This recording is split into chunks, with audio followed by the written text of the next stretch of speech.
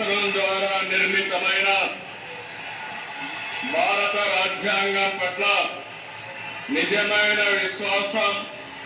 విధేయత చూపుతానని, భారతదేశ సార్వభౌమాధికారాన్ని సమగ్రతను కాపాడుతానని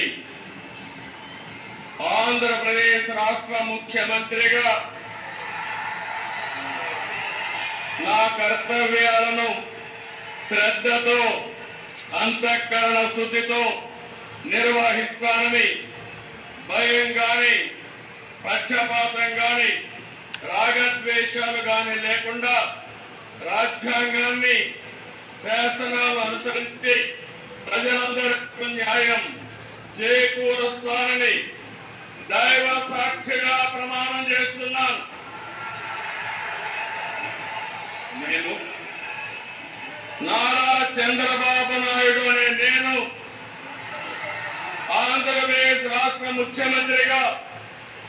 నా పరిశీలనకు వచ్చిన లేదా నాకు తెలియవచ్చిన ఏ విషయాన్ని నా కర్తవ్యాలు సక్రమంగా నిర్వహించేందుకు అవసరమైన మేరకు తప్ప ప్రత్యక్షంగా గాని పరోక్షంగా గాని ఏ వ్యక్తికి లేదా వ్యక్తులకు తెలియపరచనని లేదా వెల్లడించాలని దైవ సాక్షిగా ప్రమాణం చేస్తున్నాను.